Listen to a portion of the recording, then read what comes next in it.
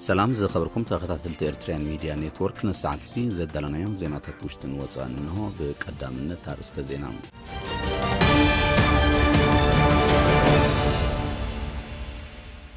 أب زوبا كاشباركا أب زركب موشب مأكلات بستقبره ناي لابراتور مرمراتات كل التزيقاتات بكورونا فيروس ملكافهم ترقاقيتهم. لعلواي لوخ إرترا ملخت برزدنت إسياس أفوركي ناب مرحت السودان أبتحوم. أب نوزوبا نقفا مهرتي كاب أنبتان مكلخال تعرتاتي كايدا اللوم. تتصاررت حيلتات ليبيا مرجان مكياد أب أفنا وسممع كبز وصعو تقليتهم. مبل 37 وعلى مرحتي أبالات هجرات ودب دوب مبرق إسيا أب فيتنام كايدا اللوم. فببلاو معبل فامكو أب فيليبينز سبعون واتاون تحت قرصاون عنوت أوريدون.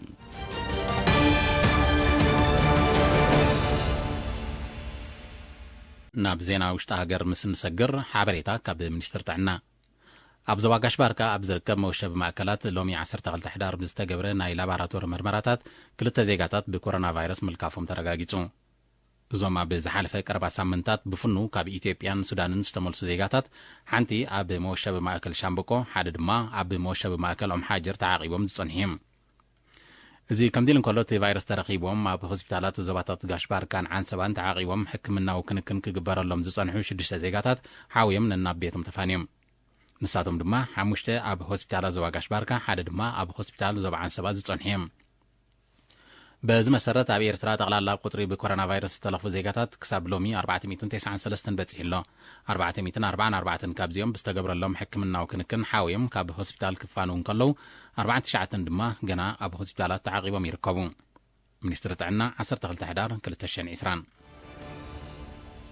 بمنستر قدايت وصايات عثمان صالحنا مخر بريزيدنت أتو يمان قبر أبن زقوم العلواي الأخ إرترا تمالي ملخت بريزيدنت إسياس أفوركي ناب أبومبر لو بايتو السودان جنرال عبد الفتاح البرهان كومون قدامي منستر عبد الله حمدو كابتحوم ملخت بريزيدنت إسياسن مس كلتي مرحتي زي تخايد زتن معزاز كلتا أو زمدنان مسمار زوباو متحقازن مأكل زقبريوم كلتي موغانات تابتي أقاتامي بزعبا هلو معبالتات ناي حبر قربيت زقونت هاجر إثيوبياون حساب تلواويتهم أب نوزبا نقفا مهرتي كاب أنبتان مكلخال من محدارتي نوزبا مس هزبن موياوين حرشان بمخان تعرتاتي كايدالو أبز حالفة قربا معلتات كاب إثيوبيا تبقسو بكبساتات إيرترا أبيلون أب نوزبا نقفا من محدارات كبابي رورا حبابن أقرعن زساقر ورا رمبتا نايموكو تصار سراحي السلاسل كمزلو حالفي بيت صحفات حرشا أبتي نوزبا أتو محمد صالح محمد عالي قليتون لوم عملتا بنوزبا نقفا بتقلالا لعلي 6,000 هكتار تحاريسو زتفلاليا أكالن تراتاتن كم تزرق بزنبره هتور كرامات دما أب صبوق درجة كم زبط حبره أتو محمد علي كاب حدقا أنبتان مكلغال حرستوتن موياوين حرشان أب كتصالع إيو كم زلو بريهم نتبالع نمكو تصار منيستر حرشا زدلي مسالة إعتات ناوتن كيلاتاتن أوافيرو ليتن معالتن يسرح كم زلو تقيسو دما أب كالي كبابيتات هاجر بزتتاري تمكرو اتعمام عود كم زلو حبيرون أمحرار نوزوان نقفاتو ياقوب إدريس بوغونو سرحتنياتات منغستي غون حارستوتن كيلاتات حرشان توافيرم نزقبرو زلو أوركتو بمسكان بزيكا أب نوسون كبابيتات من محدار كبابي أقرع زقات ممتنا وقرات نبرتي كالوت من محدارات كبابي مهرتهم سلازا أكبو زواردك سارا كمزي اللي بمتكاس قلب تريتون ناقلبوتو هايوي سرحلو كمزلو قليتون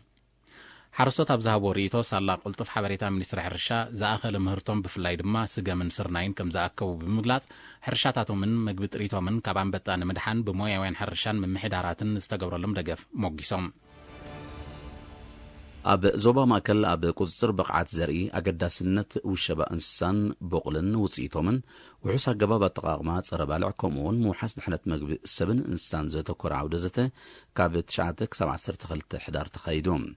زي حلفت جنافر حرشا أب نوس زوباتات كومون أب عودات حرشان نقدن زينطفو سبمويا زي تساتفو عودزته أفلتو حرستوت أبتي عودي زينطفو وننت تكالاتن كبن مبال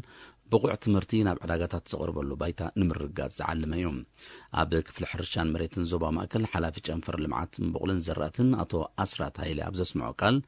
زوصو حقتات ممرحتاتن بقبو منفلات سنفلتتوا قبابات مختال نتزد الإعلامان موقع مسرتها وكم زخانة قليسهم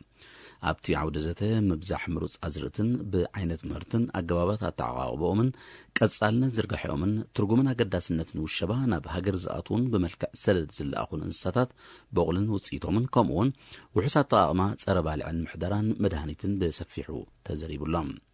ኣብ መደምደምታ ሓላፊ ጨንፈር ኣገልግሎት ዞባዊ ቁጽር ዞባ ማእከል መንእሰይ ዮሃንስ ገብረልኡል ኣብ ዞባ ማእከል ሳላ ዝተኻየደ ውሁድ ስራሕ ኣብ 215 ሄክታር ዝተፈተነ ምሩጽ ዘርኢ ስርናይን ስገምን ጽቡቕ ውፅኢት ከም እተረኽቦ ብምጥቃስ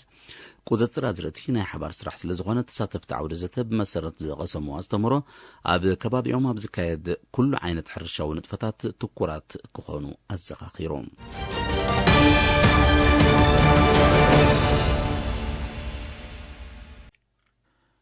ናብ ዜና ወፃ መስንሰግር ኣብ ቱኒዝያ ክካየድ ኣብ ዝቐነየን ሎሚ ክዛዘም ትጽቢት ዝግበረሉን ዘተ ሰላምቲ ሊብያ ኣብ ውሽጢ 18 ኣዋርሕ ንኹሉ ዝጽምብርን ነፃን ባይታውን ፕሬዚደንታውን ምርጫ ንምክያድ ኣብ ዘኽእል መርሓ ጎድና ኣብ ኣፈናዊ ስምምዕ ተበፂሑ ኣብቲ ዘተ ሰላም ትሳተፍ ዘላ ላዕለወይቲ ተጻዋዒት ሕቡራት ሃገራት ኣብ ጉዳይ ሊብያ ስቴፋኒ ዊልያምስ ትማሊ 11 ሕዳር ኣብ ዝሃበቶ ጋዜጣዊ መግለጺ ብክልቲኡ ወገን ዝመሓደር ትካላት ኣብ ምውሳውን ኣብ ምርዳእ ከም ተበጽሐ ዓቢራ እቲ ስምምዕ መቐጸልታ ናይቲ ወከልቲ ክልቲኦም ወገናት ፍልልያቶም ብምጽባብ ኣብ ዘላቂ ስምምዕ ሰላም ንምብጻሕ ከካይድዎ ዝጸንሑ ተኸታታሊ ርክባት ምዃኑ ይፍለጥ ኣብ ምጅማር ናይ ዝወርሒ እዚ ኣብ ውሽጢ መሬት ሊብያ ኣብ ዘካይድዎ ናይ ፈለማ ቀጥታዊ ርክብ ተጻረርቲ ወገናት ሊብያ ኣብ ቅድመ ግንባር ኣሰሊፎሞ ዘለዉ ሰራዊት ከውጽኡ ብምርድዳእ ባይቶ ጸጥታ ነቲ ኣብ ዝሓለፈ ወርሒ ጥቅምቲ ኣብ ጀኔቫ ስዊዝ ዝኸተሞ ዘላቂ ስምምዕ ምቁራጽ ተኽሲ ብምጽዳቕ ተግባራውነቱ ከረጋግጽ ምጽዋዖም ይዝከር እንተኾነ ግን ዛጊት ባይቶ ጸጥታ ነቲ ብሊብያውያን ዝቐረበ ጻውዒት ንምትግባር ዝወሰዶ ስጉምቲ ከም ዘየለዩ ዝሕበር መበል 37 ዓመታዊ ዋዕላ መራሕቲ ኣባል ሃገራት ውድብ ደቡብ ምብራቕ ኤስያ ማለት ኣሲያን ሎም 12 ሕዳር ኣብ ከተማ ሃኖይ ቪየትናም ብወግዕ ተኸፊቱ መራሕቲ ኣባል ሃገራት ኣብ ጉዳይ ባሕሪ ደቡብ ቻይና ከምኡውን መሕዋይ ብለብዒ ኮቪድ-19 ዝተሃሰየ ቁጠባታትን ካልእ ንሃገራት ዞባ ብሓባር ዝጸሉ ዞባውን ኣህጉራውን ጉዳያት ዘተኮረ ዝርርብ ከም ዘካየዱ ተሓቢሩ ጉዳይ ባሕሪ ደቡብ ቻይና እቲ ዝለዓለ ተኩሮ ዝወሃቦ ምዃኑ ድማ ይግለጽ ብዘይካዚ መራሕቲ ኣባል ሃገራት ኣጠቓላሊ ዞባዊ ቁጠባዊ ሽርክነት ኣብ ዝተሰመየ ንግዳዊ ስምምዕ ዝመጽእ 15 ሕዳር ክጽምበራ ክታሞም ከምብሩ ትጽቢት ይግበር እዚ ብቻይና ዝተደገፈ ስምምዕ ብኣባል ሃገራት ኤስያን ተቐባልነት ምስ ዝረክብ ዝዓበየ ንግዳዊ ስምምዕ ዓለምና ከም ዝኸውን ይሕበር ውድብ ሃገራት ምብራቕ ኤስያ ማለት ኤስያን ንብሩነይ ካምቦዲያ ኢንዶኔዥያ ላኦስ ማሌዥያ ሚያንማር ፊሊፒንስ ሲንጋፖር ታይላንድን ቪየትናምን ይሓቁፍ ህቦብላዊ ማዕበል ቫምኮ ኣስታት 225 ኪሎሜትር ኣብ ሰዓት ብዝሕንበብ ንፋስ ተደፊዩ ትማሊ 11 ሕዳር ወሰናስን ፊሊፒንስ ኣብ ዝበጽሓሉ ሰብኣዊ ንዋታውን ትሕተ ቅርጻውን ዕንወት ኣውሪዱ በቲ ባህርያዊ ሓደጋ ብውሕዱ 3 ሰባት ከም ዝሞቱን ካልኦት ሓያሎ ከም ዝቆሰሉን ዝጠቐሱ ሰብ መዚ ሲቪላዊ ድሕነት ሰፊሕ ክፋል ከተማ ማኒላ ከም ዘዕለቕለቐ ሓቢሮም ብዝተኸስተ ሓደጋታት ኣብ ኣባይቶም ንዝተኸርደኑን ናብ ውሕስ ከባቢ ኣብ መግዓዝ ከም ዘለዉ ዝጠቐስቶም ሰብ መዚ ብውሕዱ 40,000 ኣባይቲ ብምዕናዉ ብኣማይት ኣሽሓት ዝቑጸሩ ብዘይመጽለሊ ምትራፎም ገሊጾም እቲ ህቦብላዊ ማዕበል ኣብዚ እዋን እዚ ሓይሉ ተዳኺሙ እኳ እንተሎ ኣስታት 130 ኪሎሜትር ኣብ ሰዓት ብዝሕንበብ ንፋስን ብርቱዕ ዝናብን ተሰንዩ ናብ ወሰናስን ቪየትናም ገጹ የምርሕ ከም ዘሎ እዩ ዝሕበር መንግስቲ ቪየትናም እቲ ባህርያዊ ሓደጋ ዘወረዶ ዕንወት ንምጉዳል ዝካየድ ቅድመ ምድላዋት ክሕይልን ኣብ ተኣፋፊ ከባቢታት ዝርከቡ ክጉዕዙን ትእዛዝ ኣመሓላሊፉሎ ኣብቲ ዞባ ኣብ ዝሓለፈ ሰሙን ብዝተኸስተ ተመሳሳሊ ባህርያዊ ሓደጋታት ብውሕዱ 25 ሰባት ከም ዝሞቱ ይዝከር እስራኤልን ሊባኖስን ኣብ መንጎአን ዘሎ ደባዊ ምስሓብ ንምግታእ ናይ ራብዓይ ዙርያ ርክብ ኣካይደን ዝርዝር ናይ ዝትማል 11 ሕዳር ኣብ ደቡባዊ ሸነኽ ሊባኖስ ዝተኻየደ ርክብ ካብቶም ዝሓለፉ 3 ርክባት ዝሓሸ ውፅኢት ከም ዝነበሮ ሰብ መዚ ክልቲአን ሃገራት ሓቢሮም ኣቐዲሙ ኣብ ዝተኻየደ ርክባት ፍልልያት ክልቲአን ሃገራት ክጸብብ ከም ዘይክእል ጸብጻባት ይጠቕሱ ኣቐዲሙ ኣብ ዝተኻየደ ርክባት ፍልልያት ክልቲአን ሃገራት ክጸብብ ከም ዘይተኻእለ ጸብጻባት ይጠቕሱ ይኹን እምበር እዚ ብመንጎኝነት ኣሜሪካ ተጀሚሩ ዘሎ ርክብ ንሓያሎ ዓመታት ኣብ መንጎ ክልቲአን ሃገራት ዝጸንሐ ማያዊ ምስሓብ ሰላማዊ ማዕልቦ ንኽረክብ እወታዊ ተራ ከም ዝህልዎ ምስቲ ከባቢ ቅርበት ዘለዎም ወገናት ይምቱ ኣብቲ ኣከራኻሪ ማያዊ ዶብ እስራኤልን ሊባኖስን ኣሎ ዝበሃል ባህርያዊ ጸጋታት ነቲ ኩነታት ከም ዘጋረዶ ይጥቀስ ቻይና ብውሽጣዊ ዓቕማ ዘማዕበለታ ብደረጃ ዓለም ናይ ፈለማ ዝኾነት ሻድሻይ ወለዶ መራኸቢታት ቴክኖሎጂ ማለት 6G ዝተዋደደላ ሳተላይት ናብ ህዋ ከም ዝወንጨፈት ኣፍሊጣ ዕላማ ናይዛ ሳተላይት ዝተራቐቐን ዝቐልጠፈን ቴክኖሎጂካዊ መራኸቢታት ንምውዳድ ምዃኑ ኪላታት ቻይና ሓቢሮም እዛ ሓዳስ ሳተላይት ኣብ ቅየሳ ዘመናውያን ከተማታት ኣብ ምቅላል ሳዕቤናት ባህርያዊ ሓደጋታት ከምኡን ኣብ ምዕቃብ ኣከባቢ ተረአ ልዑል ከም ዝኸውን ተገሊጹ ሻድሻይ ወለዶ መራኸቢታት ቴክኖሎጂ ካብቲ ቅድሚኡ ኣብ ኣገልግሎት ዝወዓለ ሓምሻይ ወለዶ መራኸቢታት ኣብ ምትሕልላፍ ሓበሬታ ብኣማይት ዕፅፍታት ከም ዘቕልጥፍ ኪላታት ተዓውዲ ይፍሊጦም ኣብ ጠፈራዊ መዳይ ብተዛማዲ ጽቡቕ ገስጋስ ተመዝግብ ዘላ ቻይና ብ6 ሕዳር ብሓንቲ መንኰርኰር 13 ሳተላይታት ናብ ህዋ ከም ዝወንጨፈት ይዝከር ኣብ ዝመጽእ 2 ዓመታት ናይ ገዛ ርእሳ መደበር ጠፈር ንምድኳን ትሰርሕ ዘላ ቻይና ድሕሪ 30 ዓመታት ንጠፈራዊ ምርምር ክትዕብልሎ ወጢና ከም ዘላ እዩ ዝግለጽ ቀዳማይ ሚኒስትር ልኡል ኸሊፋ ቢን ሱልማን አል ኸሊፋ ኣብ መበል 84 ዓመቱ ዓሪፉ